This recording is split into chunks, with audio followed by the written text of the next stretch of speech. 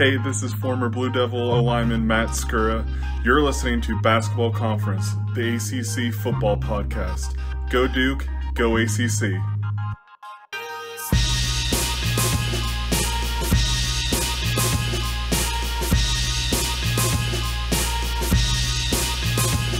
Welcome back in Basketball Conference, the ACC football podcast. Season previews rolling right along. It's the evening of August 11th, and we welcome in Emily Leiker, Syracuse.com, friend of the show at this point, Emily. You are officially a friend of the show. I don't know, this is our third or fourth year having you on, so we appreciate you coming on as always. Yeah, thanks for having me back again. So, obviously, I want to ask the obvious question about, okay, Dino last year didn't go great, right? And we talked on the preview about, okay, what is it going to take for Dino Babers to keep his job, keep things rolling? Obviously, the end of last year wasn't great. Sean Wildhack makes a change. The athletic director makes a change. They hire Fran Brown.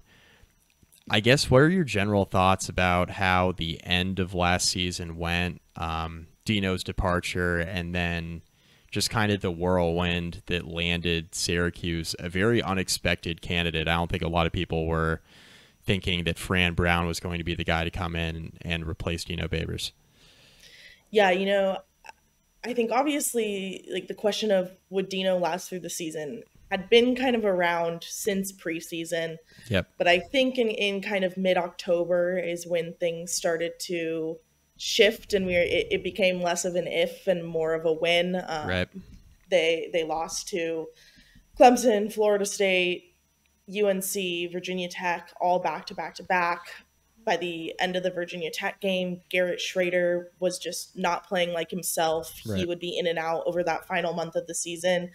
And so going into those last few weeks, it definitely felt like we knew something was going to happen, or it was going to take a miracle for Dino to be able to salvage his job. And so I don't think it was necessarily a surprise when the morning after that Georgia Tech loss, the news came. I think to some degree it was maybe a little surprising that they dropped him with just one game left in the season. But, nowadays, like if you're going to be getting rid of your coach, the earlier you do it, the better shot you have of landing someone that you want.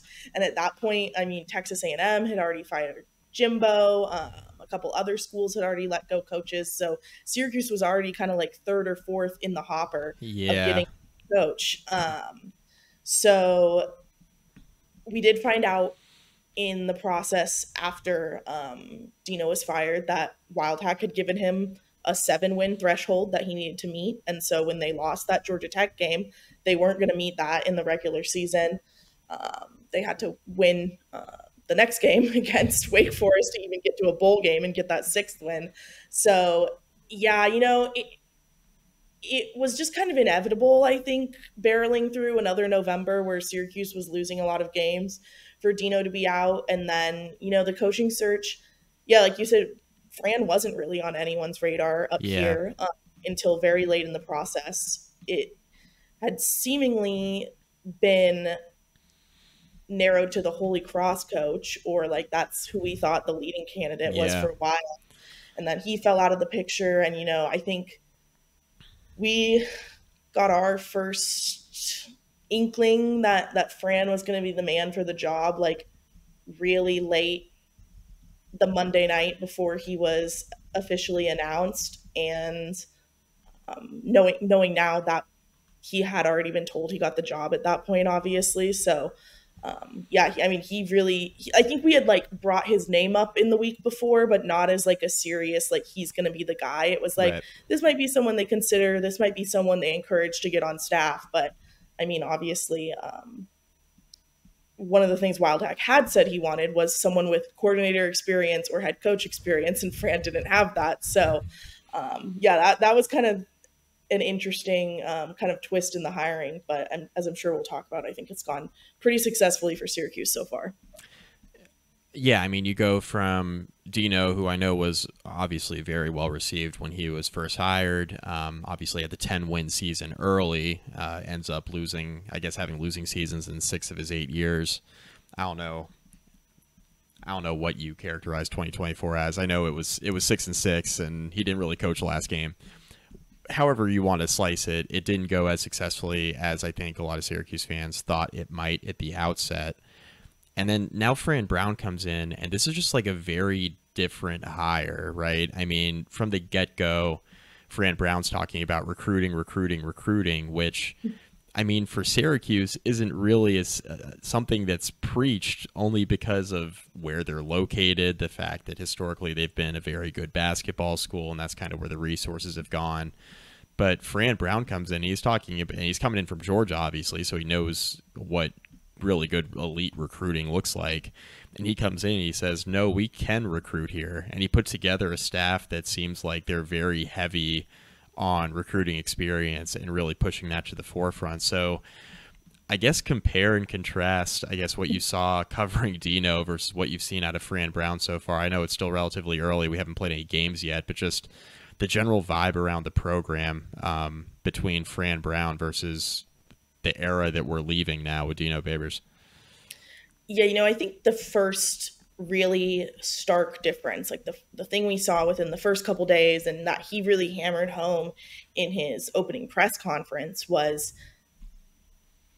that he was going to make Syracuse football like a community team again, like getting getting recruits from the area again and getting recruits to stay home and stay at Syracuse, bringing back an alumni and getting alumni involved and leaving practices open to alumni, but also like members of the community, like defense attorneys come to practice and stuff like that, or like regional officials and like stuff like that, like open practices open to like whoever might want to come and see it pretty much. And those, like, just that openness and particularly the rekindling of relationships with local high school coaches and alumni were just two things that had not been happening under Dino. I think it had improved a little bit towards the end of his tenure, like just a little bit, but like he, for whatever reason, had like not been very welcoming of alumni around the program, even alumni that he had in his own backyard here, like still living in the area. And we did not hear about Syracuse like really getting after it with local recruits and stuff like that. So that was a really big difference at first. And, I think too, just like they're very different people. There are like tenets of who they are that are the same. Like they're both very faith driven and like to bring up their faith a lot and stuff like that. But like, I mean, Dino was the military child who was very regimented and was a dad or a grandpa figure to these players and really wanted things to be his way and in control. And Fran, I think, he's a lot less stubborn. I think he sees his coaching staff as a kind of like he's going to lean on his coaching staff a lot more than I think we ever saw Dino do, especially in game, just because he did build a staff with such experience and just credentials at all different levels. Fran's younger, right? So I think he gets along in a very different way with a lot of these players. And that's not to say like they don't hold the same respect for him that they held for Dino, but I think it's different. And so, yeah, the vibe has changed a lot around Syracuse football. And those are just like a couple of the big things that come to mind first.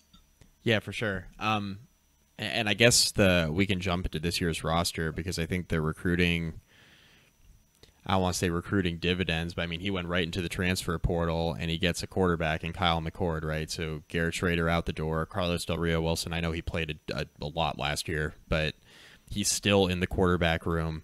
But they go in and they get Kyle McCord from Ohio State. And I think we're going to find out pretty quickly, and this is kind of one of the intriguing storylines to me across the entire ACC. I think we're going to find out pretty quickly if Kyle McCord just wasn't good enough for Ohio State, or if he's just not good enough, period, right? Because I know he got a lot of flack last year, and he actually, if you blindly look at the box score, like his stats were pretty good at Ohio State last year, but I think when Ohio State got into the big games, it was kind of apparent that they were maybe a quarterback short at that level of football, but that doesn't mean that Kyle McCord can't step in and be a viable quarterback and a very good ACC quarterback for Syracuse. Well, and I think what people forget is last season was Kyle's first season starting. And Right. so like, it's not like he was some guy who, yes, he had been in the hopper there for a few years and had learned from the guys who came before him and been in that program. And so you'd hope he'd have a lot of command, but like, I don't think he was as bad there as people like to make him out to be. There are certainly glaring holes on his stat sheet. Like, I know one of the first things we were kind of alarmed by, like doing some analysis on him early on, was obviously like the fact that he had negative rushing yards last year. While he was hurt, he is not typically a scramble quarterback. And so like that's like one thing where it's like, okay, that's a gap on his resume, but also like, if your scheme isn't telling you to run all the time, or if you're hurt, like, of course that's going to not be on your resume. But, like everything we've seen and heard from Kyle so far at Syracuse, I mean, is that he fits the high level starting quarterback, like checks all of those boxes that you would want from someone in that role. I mean, everyone touts his intelligence. Everyone touts his leadership. We've seen him make great throws in spring camp and fall camp. And, we have seen him use his feet a little bit more. I know they're trying to get him to do that this fall a little bit more than we've seen. But I think a big thing that will help him in the transition too is that he is familiar with so many people on this team and came in familiar with them. I mean, he's known Fran Brown since he was in middle school. That's why Fran was able to bring him out here and get him to commit so quickly. He knows all these other Jersey guys that he's played alongside or played against in Little League, and just has so many connections. And then obviously a lot of weapons kind of in the receiving room that maybe he didn't know before, but will be kind of similarly stacked to what you'd expect at like an Ohio State or a higher ranked program. Yeah, I think the early relationship with Fran Brown obviously paid off here. I can't remember the last time Syracuse had a quarterback come into the program. Obviously, McCord is a senior, comes into the program this late in his career with this level of pedigree. Like, Eric Dungy had been with the program for a while, and he didn't really blossom until very late in his career, but he wasn't like a highly touted guy out of high school or anything like that. I mean, for McCord to come in from Ohio State and for Syracuse to land that guy, I feel like that's a pretty big deal for Fran Brown early in his tenure to show, hey, we can bring this level of talent up to Syracuse, and they may actually want to play football up this way relative to what maybe other schools are saying out on the recruiting trail against us. Yeah, and I mean, you saw it with other guys he was able to pick up too. I mean, obviously, Fadil Diggs is the big one on the defensive end out of the transfer portal from Texas A&M, and Elijah Robinson helped a little with that as well, having the tie there. But yeah, certainly Kyle is a badge of sort that Fran gets to wear throughout this whole season and has worn throughout this whole offseason of, I got this guy to come to Syracuse, a program that was 6-7 at the end of last year and down on its luck and hasn't had a great quarterback, albeit Garrett Schrader was terribly injury ridden these past 2 seasons, but hasn't had like a memorable quarterback in several years who's been able to command a whole season. So, I mean, everyone's obviously talking about Kyle around here. That's where we hear Syracuse spring up in national media the most, is in reference to Kyle. So he is the guy this season very much for Syracuse. Another guy that's back, though, that I think is going to be really important, which I know Syracuse fans and the media covering the team know quite well, is LaQuinn Allen. I mean, second team All-ACC, he's back in the fold. I feel like pairing a quarterback like McCord with a talent like LaQuinn Allen, having him back and having him be able to contribute in a way, hopefully like he did last year, will be significant for the Syracuse offense, especially for McCord as he tries to get his feet under him in a new offense. Yeah, LaQuinn gets to work right with offensive coordinator Jeff Nixon, who obviously has coached some great running backs at the pro level. throughout his career and then also at the collegiate level. But yeah, I mean, this is LeQuint's second season as the guy. He finished with over 1,000 yards last season. I think we are projecting that he should be around that, if not over it, again this season. And he's got some young guys coming up behind him that I think will help balance the workload a little bit so that everyone can be more effective. You've got Nixon's son, Will Nixon, coming over from Washington for the end of his career. Yassine Willis is a freshman that Fran brought in this 2024 recruiting class who has just wowed everyone, I think, since he got here. He is a big kid, especially for a running back. He just has this stature that, like, you're like, wow, that kid's 18, like that's a freshman. Right. And so between the three of them, like Nixon talked about this earlier this week during fall camp, but like they are going to run like 2 to 3 to 4 backs potentially like throughout the season. And LeQuint will still be the one who gets most of them and does a lot of the work. But that room, I think in particular, is going to see a lot of action this fall. The receiving core, so it's kind of a mix of transfers that Fran Brown brought in, but then some old faces as well. Oronde Gadsden's back, which, I don't think is being talked about enough conference-wide because he got hurt so early in last year. But knowing that, he's such a competent player when he's healthy and on the field, you have him back. Trevor Pena's back. But then you also bring in a couple of new guys. Justice Ross Simmons, he's a Colorado State transfer. You bring in Zeed Haynes from Georgia, who Fran Brown brought with him. And then Dan Villari's back, and I laugh because he moonlighted as the quarterback as Syracuse was so damn beat up late in the year. Yeah. But he's back to play more of the traditional tight end role. So it does feel like this receiving core is intriguing. It seems like it's going to be a matter of, how these transfers kind of pan out, how they step in, and how well they perform. Yeah, we're still kind of seeing definitely like how it'll shake out in terms of who McCord has the most chemistry with and who's in the best shape kind of entering the season. But early about the receivers, I can certainly say that like I think Gadsden will lead again in receiving yards right. even after his injury. That's like a no-brainer, I think, for us. Though I will say, like, we don't think it'll be like necessarily like a like significant gap. Like it'll be him and then everyone else. Like I think right. there will be more even distribution than we saw the last time he played a full season. But him and McCord have already. I mean, McCord compares him to Marvin Harrison Jr. and stuff like that. So I mean that connection is there and they're ready to go. Zeed Haynes, I think, is going to be the downfield, the long ball guy. He's got that speed. That's just kind of incredible, and everyone talks about like the first you say Zeed and everyone's like, oh, he's so fast, like that's the first thing that comes out of people's mouths. And so he's a young guy, but like I think he'll definitely get playing that way. You mentioned Pena, which is I think a great short target, a slot receiver for them to have back.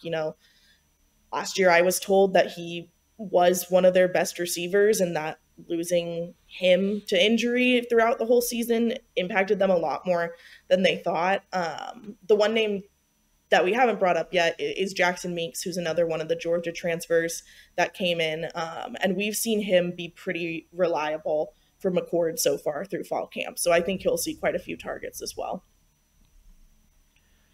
Obviously, the Garrett Trader injury was so significant to everything going on with Syracuse last year, but it kind of, I don't want to say it gave the offensive line a bad rap, but it almost felt like the national narrative around Syracuse's offensive line was that it wasn't really that good, which I think was silly because look at what LeQuint Allen was able to do. It feels like now, you guys got a bunch of starters coming back, right? Syracuse has a bunch of proven players in that room up front coming back, but Fran Brown also hit the transfer portal hard here. So in terms of the starters, is it going to look very similar to how it looked last year? Are some of these transfers going to step in and maybe play a more significant role over guys that were in the room a year ago? I mean, it's a new offense, new offensive coordinator. Everybody's kind of starting from square zero, I feel like. Yeah, we do feel like we have a pretty solid grasp on the starting line at this point. Honestly, the two deep. And it does look a little bit different than last year, and they are going to be using those transfers. We've seen Savion Washington and Demetrius Weatherspoon take over at the tackle positions. They've both kind of played on both sides a little bit. And so we'll see who ends up getting that kind of really important left tackle spot and then who lands in the right tackle. Mark Petrie, a starter from last year at right tackle. He's the one who came in for David Wollabaugh when he was injured. He's been moved inside to guard. We've heard really great things about him entering the season. John Ray Reed is the center. He's returning. And then Jacob Bradford, the other guard, he's a returner as well. And so it's a good mix in there. But certainly seeing those two transfers at the tackle spots, I think is something that caught our attention, and that you kind of know, like, okay, like these are the guys that are kind of the protecting the quarterback the most. And so the fact that they brought in new players to fill those gaps and booted out some of the guys that had been rotating in those roles in the past 2 years says something for sure. Yeah. It feels like Fran Brown knew pretty quickly he was going to have to address that room one way or another, even though there were some bright spots last year, I know. But, it seems like it's pretty significant turnover there. Speaking of significant turnover, the defensive line. So, I mean, this is just an entirely new group. I don't think Syracuse returns any starters up front. Is that correct? Yeah, that sounds right. They have guys on the 2 deep, but I mean, they lost Caleb Okechukwu and Kevon Darden, and then Terry Lockett and everyone on the outside. So yes, I think there's maybe one from the 2 deep, and he finished the season injured. So he is back, but that's Dennis Jacquez Jr. Yeah, it completely reworked, and they're running a 4 down front now. So entirely new scheme up there too. It's just all different for them. So, I mean, is this the biggest area? I mean, I'm sure Syracuse fans are this is probably the biggest area of concern would be the defensive line. Yeah, I think generally people just go, it's the lines, and group kind of the O-line and the D-line together. Because I think there's like always kind of residual trauma about the O-line. Like, they did have some bright spots last season, but for at least all the years I've been here, like, it's like they have 1 or 2 games where they do really well, and then everything else is kind of like, just, you're like, oh my God, how are they letting this happen? And LeQuint does a lot for himself. Like, he is a very resourceful back. But on the defensive side, I think it's the inside of the defensive line that, like, I have questions about, the defensive tackle spots. We haven't really gotten a good read yet of who's slotting in there. There's about 10 guys working through, and that's really the position group that Elijah Robinson's overseeing. On the outside, it seems to be obviously Fadil Diggs is going to be an edge rusher, and then Dennis Jacquez, who is that 1 2 deep guy from last year, seems to be the one on the other end. But those middle spots, I think we're still waiting to shake out. There are some transfers in the mix there, like Deion Wilson Jr. and Isaiah Hastings, but we haven't quite pinned down, at least from what we've been able to see, who are going to fill those 2 spots in the middle. Rotating 10 guys in still, and we're a few weeks away from the openers. Not the greatest spot to be in, probably. I mean, I think there's like probably some that they're leaning more towards. Like, I feel fairly confident that Deion Wilson will be on the 2 deep. It's just a matter of where on the 2 deep. But yeah. Keep an eye on the defensive line. Linebacking core. Marlowe Wax, Justin Bear, and Derek McDonald all back. So, I mean, you go from a defensive front that's all new faces across the board to a linebacking core where, again, switching from a 3 down front to a 4 down front, but you got 3 linebackers that you can rely upon that are coming back, that are going to be the backbone of the defense. That has to feel good, especially with the uncertainty up front. Yeah, I mean, the linebacking core has been one of Syracuse's most solid positions for several years now. They've just had a great lineage there. Obviously, since I've been here, there's Michael Jones, and then now Marlowe's taken over, and Derek, I think, is right up there with Marlowe now. Justin is interesting because Justin is more of a hybrid between a safety and a linebacker, and so yes, he does creep down into linebacking territory, but he's playing the star role, and so it does a little bit of both in this scheme. But certainly I think Marlowe and Derek are kind of anchors in the center of this defense, we've been watching them do a lot of very precision-based, like situational work in practice, and just like making sure they have this playbook down so pat that like nothing is going to get through them. And so that's definitely been very interesting to watch. And, you know, behind them, Anwar Sparrow, he's a guy who's been on the depth chart 2 years now, if not two. Then like he was definitely on it last year, but I believe he made it in 2022 as well.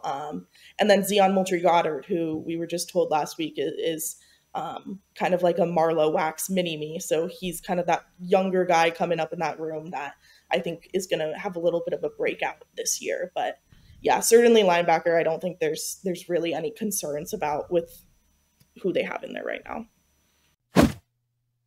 Let's take a quick second to remind you about section103.com. It is the internet's premier place for all things wonderful Georgia Tech apparel. They've got t-shirts, they've got sweatshirts, they've got hoodies, they've got a short sleeve coach hoodie if you want to look like Coach Key. They've got onesies for babies. They've got all things for any man, woman, children, something for the whole family, all the Georgia Tech fans in your life. They need something from section103.com. Use promo code GOACC for 10% off your first order. You can go get t-shirts supporting NIL efforts with guys like Haynes King and Zach Pyron. They've got shirts supporting the basketball team, the baseball team, the volleyball team, all sorts of wonderful Tech traditions, all sorts of things. Again, any Georgia Tech fan in your life, they need something from section103.com. Once again, use promo code GOACC for 10% off your first order. I particularly love the Feliz Bobby Dodd sweatshirts. We got Christmas season coming up before you know it. You're going to want one of those for your holiday party. Go get it all at section103.com. Huge shout out to Steven and the gang. Thank you so much to them for their support of the Basketball Conference podcast. We would love it if you guys would go show your support for section103.com as well. Now, back to the episode. I want to highlight Deuce Chestnut in the defensive back group because I'm seeing this trend now with the transfer portal where we see it at Notre Dame, right? Tyler Buckner left Notre Dame. He was playing quarterback. He was an odd man out of that competition. Transfers to Alabama, odd man out of that competition. Transfers back to Notre Dame where he wins a national championship in lacrosse, and now he's on Notre Dame's roster as a wide receiver, like 2 seasons after being their starting quarterback. Deuce Chestnut was at Syracuse, transfers to LSU, and now he's back, and he's probably going to start. So what's his return? What's his return been like, and how weird was that just as a media member covering him as a player, then seeing him leave and then come back? It's just like, okay, here you are, like back at Syracuse, same starting role, and now you're under an entirely new coaching staff. That had to be a little strange for the media room in particular. Yeah, it's definitely interesting, especially too because there were a lot of like unknowns around Deuce, like while he was gone. Yeah. That 2 summers ago, or I guess 2 winters ago, he was kind of involved in that incident that had LaQuinn Allen kind of tied up in a possible suspension that he was able to get out of.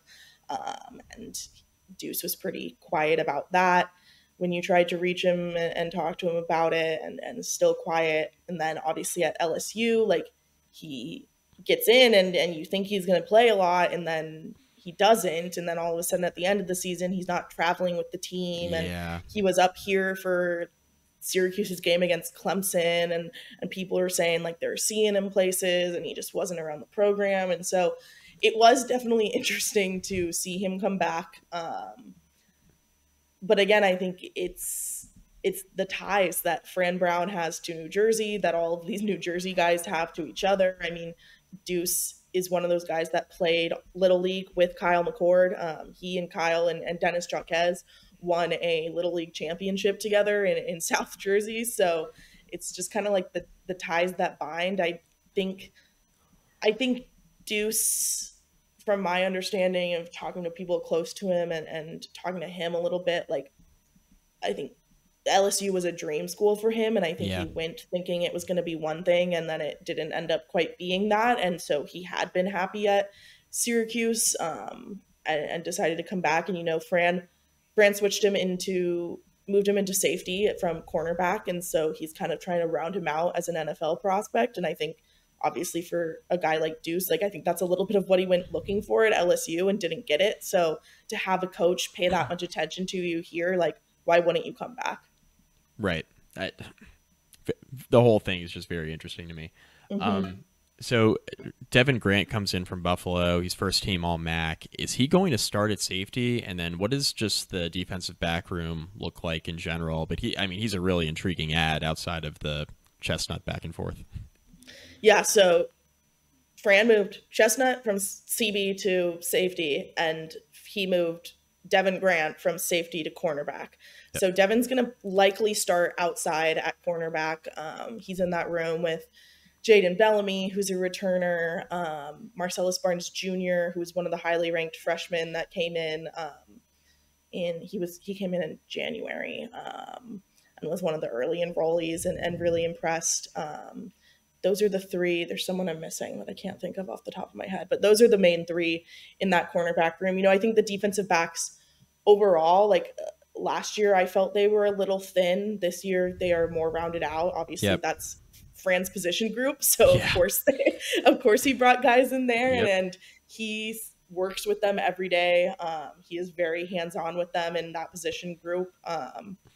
So they're getting one-on-one training, which all of them that I've asked, they're like, I couldn't have ever imagined having a cornerback coach as my head coach, and the way that he understands us is great. So definitely a room that I think has improved in depth and has more talent than it did last year. But also, like a lot of the faces that are in there are the guys that held down the fort last year. It's Elijah Clark, it's Justin Barron.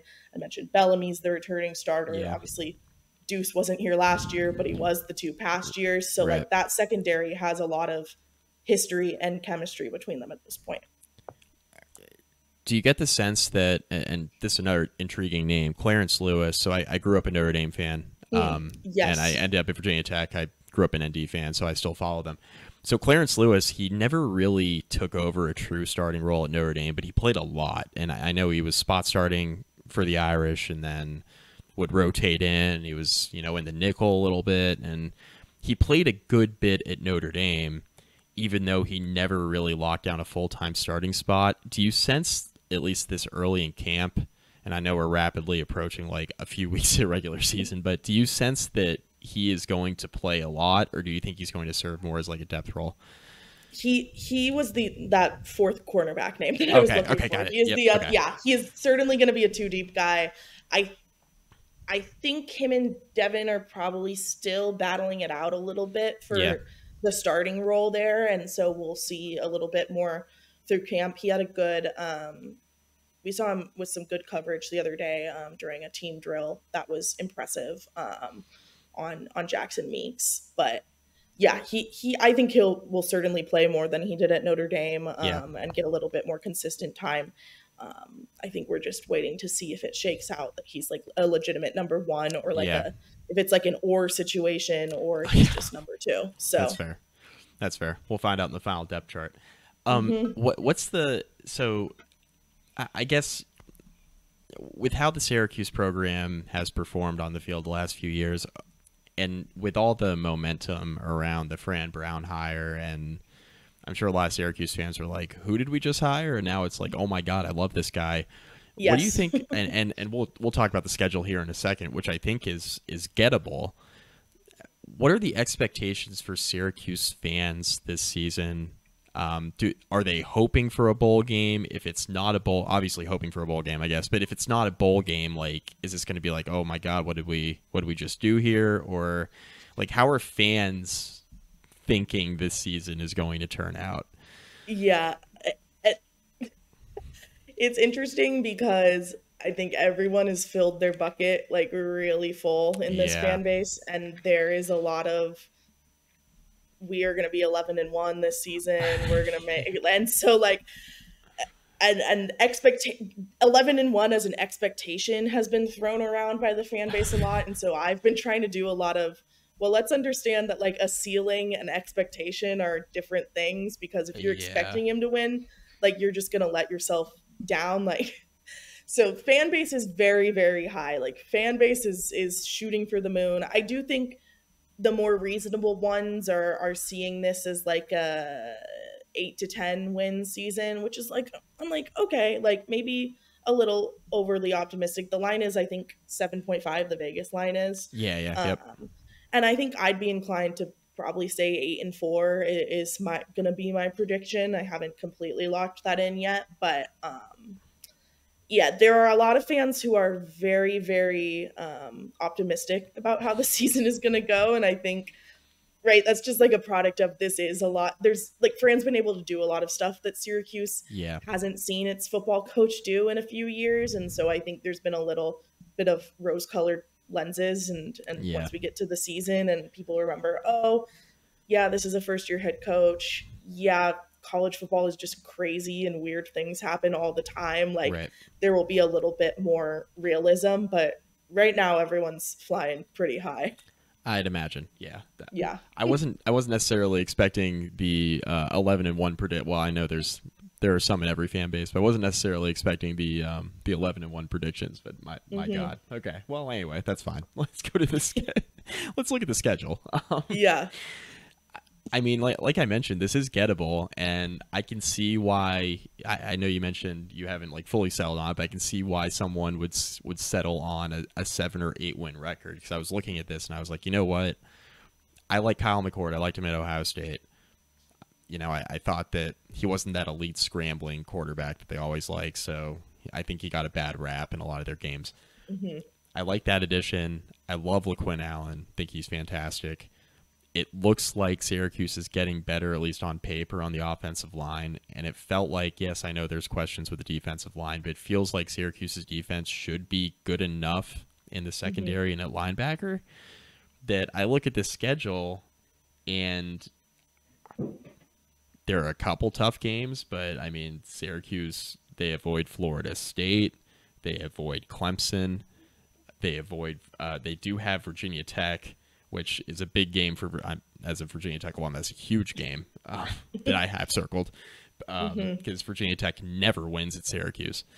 But, you know, when the tough games on your schedule are NC State, Pittsburgh, a Virginia Tech team that's been down, a Miami team that who knows what that team's going to look like in November, feel like there's reason for optimism that at the very least Syracuse can get back to a bowl game. Yeah, I would be shocked. I think things would have to go very wrong for them to not reach 6 wins. Right? Like an 8-4, like you're predicting probably that they lose against those big three, who I mean, all three of those, NC State, Virginia Tech, and Miami, I think are kind of in the dark horse category for the conference right now. And so, and then like a random fourth loss that could be like a gimme game. It could be like Pittsburgh. I'm a little interested to see how. I don't know. The Pittsburgh game is intriguing because similar to you saying Virginia Tech never wins at Syracuse, like I feel like Syracuse never wins at Pittsburgh. And the last game I had to watch Syracuse at Pittsburgh was egregious. And then last year at Yankee Stadium was the most insane football I've ever watched in my life. So can't wait to see what this year's game holds. But I am curious how Narduzzi and that team rebound from last year. So they're kind of like, I don't know, I'm back and forth on how that game will go. But not getting Clemson, not getting FSU, not getting UNC, especially after a year where they beat them so badly. And it was like I watched a lot of people online be depressed for weeks last season. I think that too is playing into the very high hopes. Is just, oh, there's not an immediate like, oh, this is a conference this is a definite conference contender on the schedule. Well, yeah, I mean, I think Ohio, I think in the opener is winnable. Georgia Tech, like that's going. I think Georgia Tech has potential to be a tough game. I think that's more in the 50-50 category. I think a lot of these games, I think a lot of the tough games, honestly, are 50-50. I think Syracuse could win a bunch of them, but I think Georgia Tech is in that category. I think NC State, you mentioned Pittsburgh, Virginia Tech, Miami. Like, I feel like those are kind of like the 50-50 games where I feel like if you play 500 football, I don't even know if that was 5 or 6 games. So if you play around 500 football there, I feel like you have obviously a great chance to win 7 or 8 games because, Stanford at home is huge. Stanford coming across the country. Holy Cross, they don't have the Bob Chesney left, right? So Yeah. I mean, it's not the same Holy Cross team. UNLV will probably, I mean, they have potential to be a little feisty, but that is a game that Syracuse, I think, on paper, they should win. Right. And then it's the matter of, do you beat the Boston Colleges, the Cals? Do you beat UConn at the end of the year and not slip up there? I feel like if you take care of business in those games and play around 500 football in the tough games, I mean, this feels to me, I think Syracuse is like in around 7-5. I think that's pretty reasonable. And I think it has potential to be better than that. I could see 8-4, like you mentioned. Yeah, and I think the big thing we've been talking about too is that, like, even like a 7-5 finish, which they did have 2 years ago under Dino, and I think certainly some people would be disappointed by, which I think is a little silly, but like it's not going to feel the same. Like those 50-50 games are going to be like 50-50 games. It's not going to be like Syracuse getting trounced, hopefully, by NC State, or Syracuse getting trounced by Virginia Tech in the way they were last year. Like those games are going to be closer and are going to feel like more games. Now, I guess like if you're a fan that like would rather get blown out than like come within one touchdown, sure, like maybe this is tough for you, but like even if stuff were to go wrong and this team somehow finished 6-6 at the end of the regular season, I think it would still be a very different 6-6 than last year's 6-6 finish. Yeah, I mean, even if they lost every 50-50 game I mentioned, they could still go 7-5 because the rest of the schedule's so soft. Missing North Carolina, and we're not really sure what North Carolina will be, but like you mentioned, the context with how last year's game went, I think is really, really important when talking about that. You miss North Carolina, you miss Florida State, you miss Clemson, you miss an SMU team that is coming over from the American that looks pretty good on paper. You miss those tough teams, and now you're, as a result, your tough games on the schedule feel like 50-50s. And, we can throw a jab at Miami and say at the end of the year that could be a very winnable game for Syracuse.